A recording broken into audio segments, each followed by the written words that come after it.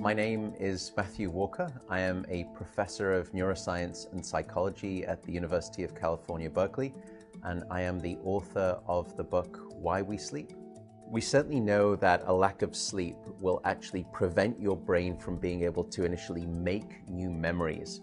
So it's almost as though without sleep, the memory inbox of the brain shuts down and you can't commit new experiences to memory. So those new incoming informational emails are just bounced and you end up feeling as though you're amnesic. You can't essentially make and create those new memories. We also know that a lack of sleep will lead to an increased development of a toxic protein in the brain that is called beta amyloid, and that is associated with Alzheimer's disease, because it is during deep sleep at night when a sewage system within the brain actually kicks into high gear and it starts to wash away this toxic protein, beta amyloid.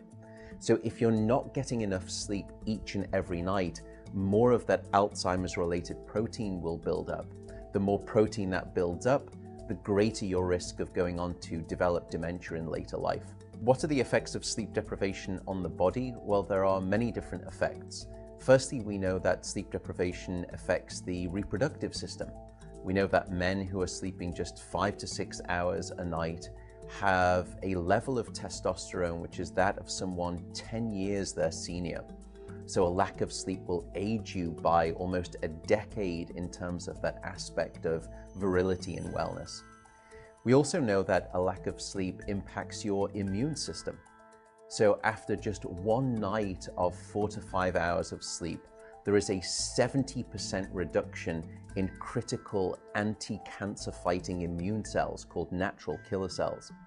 And that's the reason that we know that short sleep duration predicts your risk for developing numerous forms of cancer. And that list currently includes cancer of the bowel, cancer of the prostate, as well as cancer of the breast. In fact, the link between a lack of sleep and cancer is now so strong that recently the World Health Organization decided to classify any form of nighttime shift work as a probable carcinogen.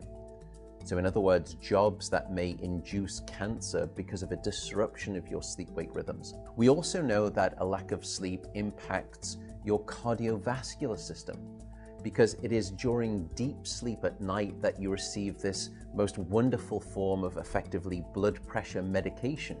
Your heart rate drops, your blood pressure goes down. If you're not getting sufficient sleep, you're not getting that reboot of the cardiovascular system. So your blood pressure rises. You have, if you're getting 6 hours of sleep or less, a 200% increased risk of having a fatal heart attack or a stroke in your lifetime. There is a global experiment that is performed on 1.6 billion people twice a year, and it's called daylight savings time. And we know that in the spring, when we lose 1 hour of sleep, we see a subsequent 24% increase in heart attacks the following day. Another question perhaps is, what is the recycle rate of a human being? How long can we actually last without sleep before we start to see declines in your brain function or even impairments within your body? And the answer seems to be about 16 hours of wakefulness. Once you get past 16 hours of being awake, that's when we start to see mental deterioration and physiological deterioration in the body. We know that after you've been awake for 19 or 20 hours, your mental capacity is so impaired that you would be as deficient as someone who is legally drunk behind the wheel of a car. So if you were to ask me what is the recycle rate of a human being, it does seem to be about 16 hours, and we need about 8 hours of sleep to repair the damage of wakefulness. Wakefulness essentially is low-level brain damage.